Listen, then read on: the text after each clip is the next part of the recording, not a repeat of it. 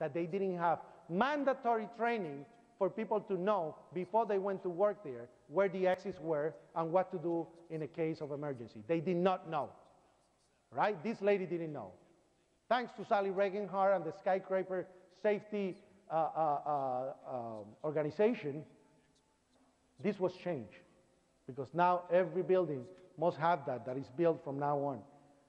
But here you have, prevention was not the best part. I picked it up, I said, you gotta get out now, you gotta get out now. Picked it up, brought it to the door of the stairwell, I said, get out. And two guys were coming down from the 43rd floor cafeteria. They have these white clothes on it. And I knew them, I said, guys, please, give me a hand, get it out. Please, I beg you, please. And they said, don't worry, Willie, we'll help you. Don't worry, we'll bring it down. And they start helping this lady down. Then I went back to the 33rd floor, and you see the 33rd floor was a very important floor for me, because it's where I had my office. Okay, it was a closet.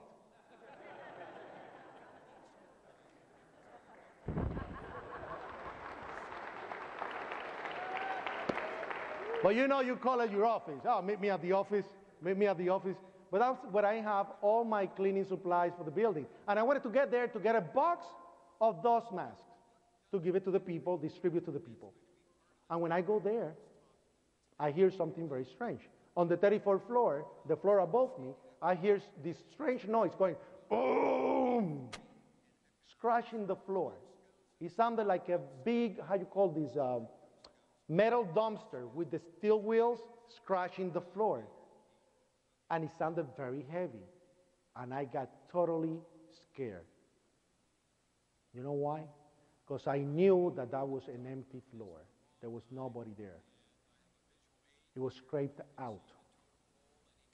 You know, the construction will go there when a tenant moves out and they scrape all the walls, they take all the sheetrock. You know what I'm talking about. They take everything out. And how did I know this? Well, I'll tell you a secret. I used to hide there for lunch because I didn't want to be found by the supervisor. And yes, sometimes I took more than half an hour lunch. And yes, sometimes I slept there. And no, I never did anything kinky there. So I knew it was an empty floor. And, you know, it's funny because people have come out and say, no, there was construction there. They tried to debunk this. But the funny thing is that that same information is the one that was going on the 34th floor. That construction was going on the 34th floor of the South Tower, not the North Tower. Anyway, I didn't open that door because I was scared. That was the only door that I did not open. What was there? What was going on there? Some people say it may have been the firemen working there above me, maybe another unit. Could have been, I don't know. I never opened the door. But that noise was too strong. And I continue up to the 39th floor opening doors. When I get to the 39th floor, I open the door. I'm on the corridor. From the opposite door of the stairwells, David Lim comes up with two firemen. And we're talking about what was going to be the next process of rescue. When we hear, boom, very strong explosion, very, very powerful, the building shake. And at that moment, what I think, afterwards, you know, trying to put the whole thing together, that was the impact of the plane on the other tower. Not that it was, but that's what I thought afterwards. And when I hear that, automatically, we lost our footing, and on our building, we hear, pa, pa, pa, pa, pa, pa, pa, pa, pa, pa, and a collapse, boom. And on the radio, we hear, we lost 65, we lost 65. Meaning the 65th floor went down floor by floor by floor, all the way down to the sky lobby, which was the 44th floor. And I'm on the 39th floor, 5 flights away. And I start screaming, we gotta go up, we gotta go up. And David Lim said, Willie, you've done enough, but you don't get paid for this. Get out. I said, I'm going up, man, I'm going up. He said, Willie, you're still a civilian, you're my responsibility, get out. He said, David, I don't care, I'm going up, man. I said, Willie, you cannot go up there. Get out. Better if you give me a hand with the person on the wheelchair on the 27th floor and get out. The person on the wheelchair was named Ed Bayet. And he was already placed on a rescue basket. You know those rescue baskets that they use on the helicopters? One of those. And he was tied up. And I said, David, I will help you. I will go down. I will help you with this guy. But I'm coming right back because I am not giving the key to anybody because I don't want to get fired. Honestly, because they told me that if I ever lost this key, I would be automatically fired, and I have to pay for the replacement of every lock. And that was expensive locks over there. I will still be paying for it. So I said, I'm not giving this. I was holding this key to dear life. So I ran down, went to the 27th floor, said, I got orders to get this man out right now. And those heroes, those firemen, as tired as they were, think about this. One of them stood up and said, okay, buddy, we'll help you, let's go. As tired as they were, those heroes. I said, come on, guys. And we pick up Mr. Ed Bellet, and we started going down the stairwell. As we go down, we take our steps, we take a little break, but we continue going down. And then I realized that I heard something that I didn't realize before. I heard the screams of the people screaming for help inside the passenger elevators. And that's something that you never hear about on any of the statements. You never hear about this. And my biggest regret was that I didn't have the training or didn't have the tools to help these people. And as we go down, you know, that World Trade Center, these stairwells should have been encased in concrete, the stairwell, because it's a fire escape area. This is all sheetrock. You could see offices through the walls. Stupid. As we go down, we hear boom, what I think is the collapse of the South Tower. Remember, I have no windows.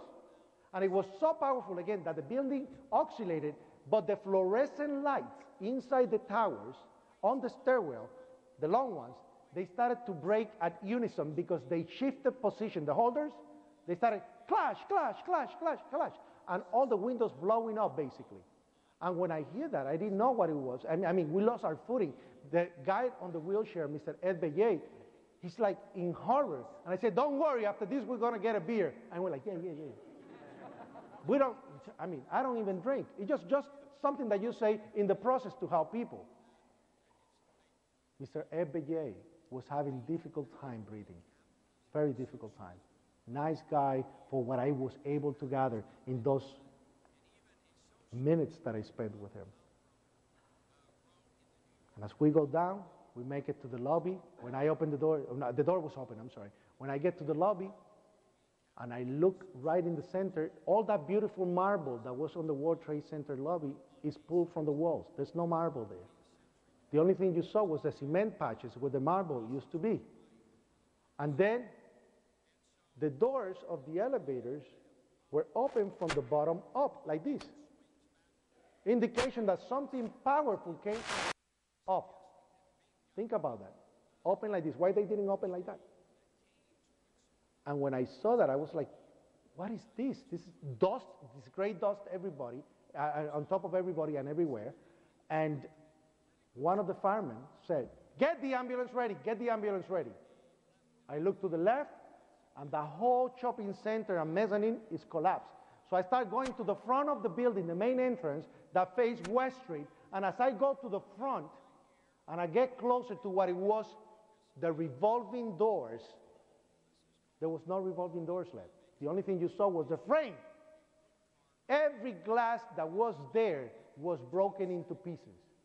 As I get there, and I get in the middle of that center frame, I look, and across the street, a block and a half away, what they call World Financial Center, the police have the area cordoned out, so nobody will go in. When they see me there, they start screaming, don't look back, don't look back, don't look back. And when they tell you don't look back, what do? You look back. Human condition. Human condition. So I turn around and say, well, don't look back. And when I turn around, ladies and gentlemen, I saw the most horrible thing I've seen in my life. I saw all the bodies of the people that jumped out of the building.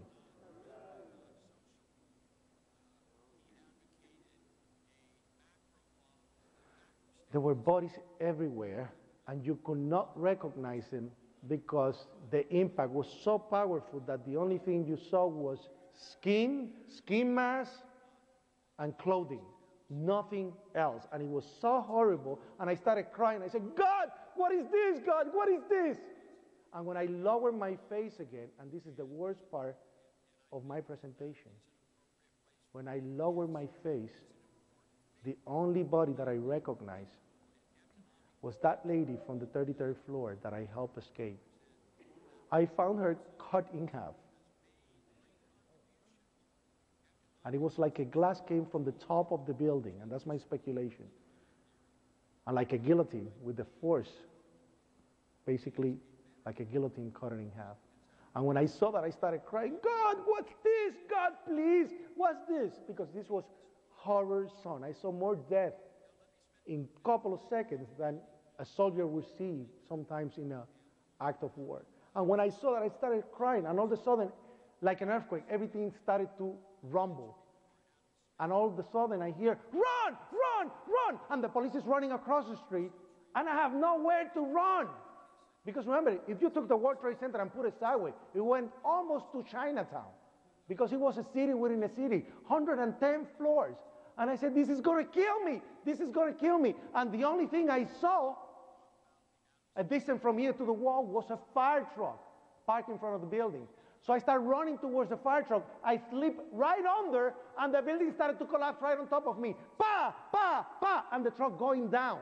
And the only thing I said at that moment was, God, please don't give my mother the pain of seeing my body in pieces. I beg you, please, because I didn't want my mother to see what I just saw. Bodies that were unrecognizable. And I was crying. And all of a sudden, silence. And then this dust, remember this cloud of dust when the tower collapsed? This dust came under every orifice. And it burned my face, my skin, and I put my face under my shirt. And I started lowering my breathing. You see, I was a magician for 30 years. And I was trained by the amazing Randy on escape acts, how to escape from straitjackets, and the first thing that they teach you is that you have to lower your breathing in trouble, relax, and wait for help. I was waiting for death. And I'm trapped there, and I didn't know what to do. Luckily, from across the street, 2 television stations pinpointed the area. They said the last man out was in that area. And that's how they started looking under the rubble. Once they pulled me from the rubble, hours after, 4 hours after, something like that, I get pulled. I think that I lost my legs because I cannot move my legs. But it was the illusion of going so many times up and down the stairwells that my knee gave up. My right knee was open from side to side and bleeding. But ladies and gentlemen, I did not break a single bone. It was a miracle. Did not break a single bone. God gave me a unique and second opportunity in life at that moment, especially for a person that was agnostic. So at that moment, when I get oxygen for 15 minutes on the epicenter of ground zero, I start running back to the area to find the fire truck. And you see, once I get pulled from the rubble and I look at the fire truck, the tires have been blown up 5 minutes after. So I was safe at the nick of time. Because if they expected 5 minutes more, I would be crushed to death. Crushed to death. And I'm telling you, it's a miracle that I'm here. So when I went to the news, thank you.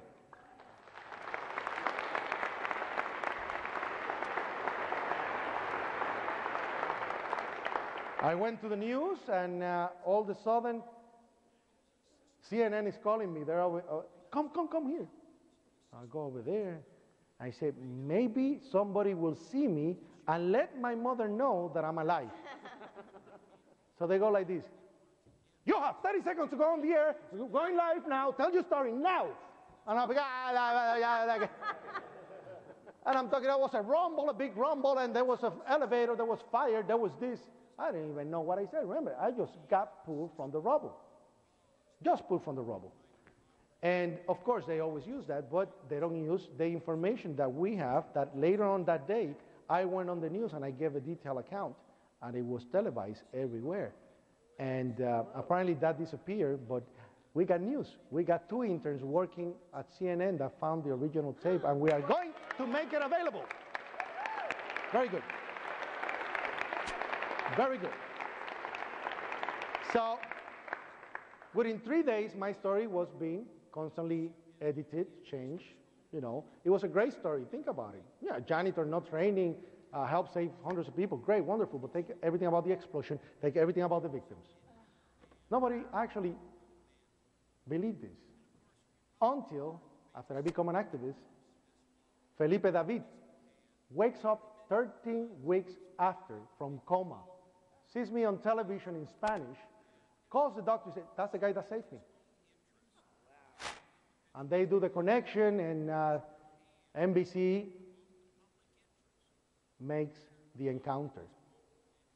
And we do the encounter, and I meet for the first time Mr. Felipe David, and his story exactly the same as I told you right now.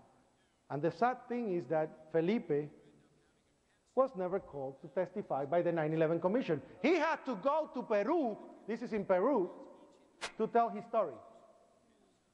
It was seen by 102 million people in Spanish. You never heard of them. You never heard of him. Then on top of that, that happens, this guy is reunited with me, survives also, burned on the back. This is actual video, but it's not working. And he talks about this explosion on the basement and how he was burned. Then you have David Lim. He was the Port Authority police officer. I went on the news saying that he died. I said he died because I left him in the building. And I went on national television and I almost killed his family. Yes. But he was the cop that was under the rubble that took his gun and started shooting so people will find him. So he survived. And this is the encounter for, again, NBC Spanish version Telemundo. Telemundo is owned by NBC, NBC is owned by General Electric, military industrial complex. So it goes again to millions upon millions of people in Spanish, but you never saw the encounter on television in English. And he talks about our experience. And then Salvatore Giambanco, remember Salvatore Giambanco was the painter that was ready to be drawn on the basement. He sees the encounters on television, calls ABC News and the Christian Television Network. They do the encounter on Ground Zero. Never met the guy before, and his story exactly the same as I told you right now, and I never met him before. He talks about everything that happened. Of course, he was never called to testify for the 9/11 Commission either. Because we owe the truth to the victims, survivors, and those affected by 9/11. And those affected is you. You are affected by the event. We're still searching for answers. We don't want our tragedy to be used as an international political agenda that we do not agree with. And in conclusion,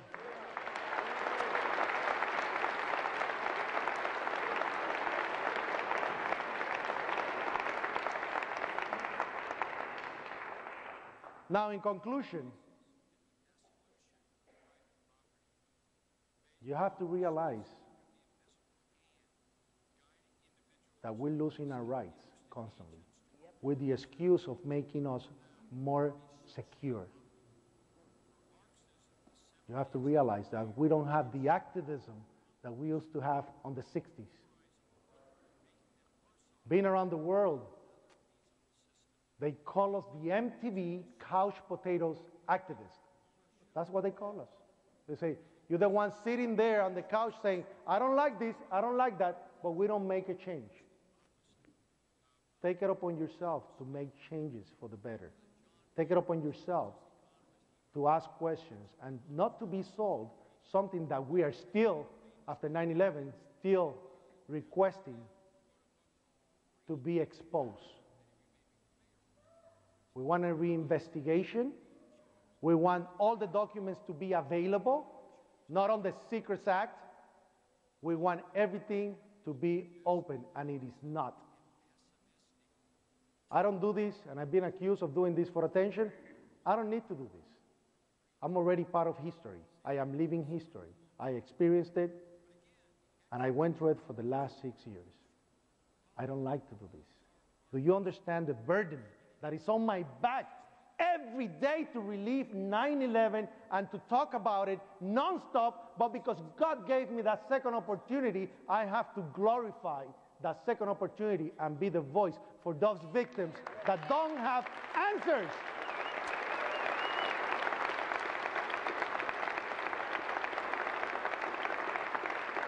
Do you remember that movie?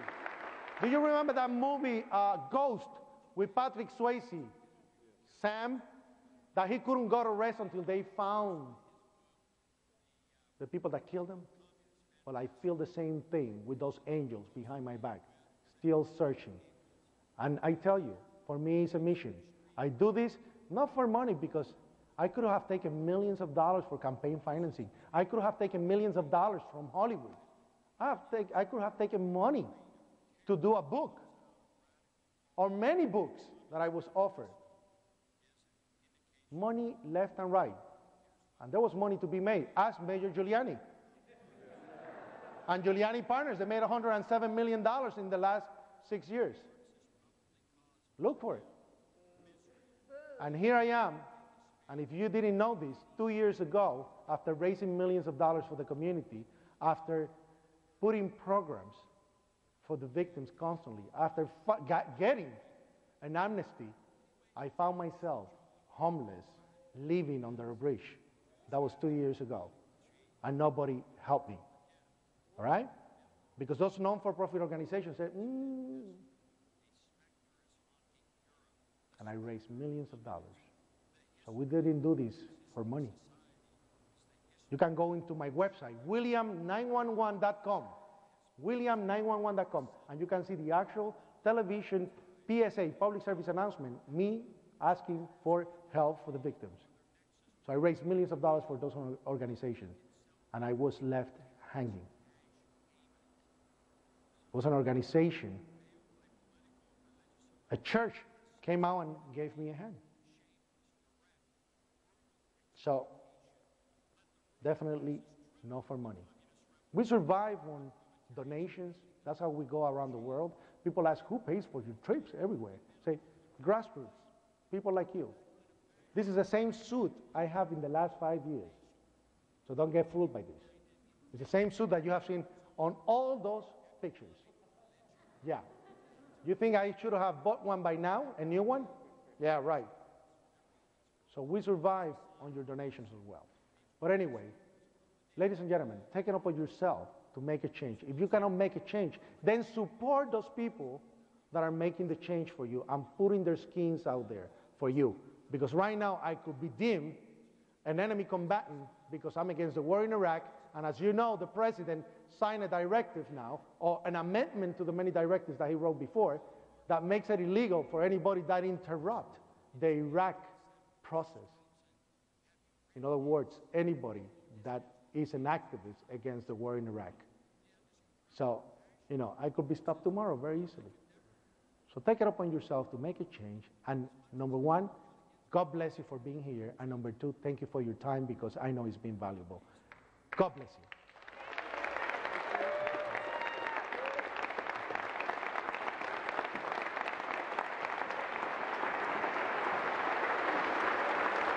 Thank you so much. Thank you so much.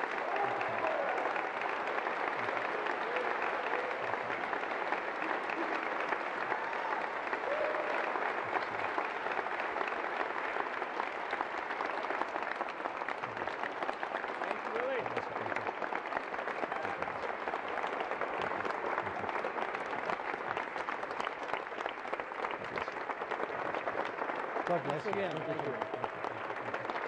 Thank you so much. Thank you for coming. Thank you so much. Thank you so much. Next week on the C-SPAN Network.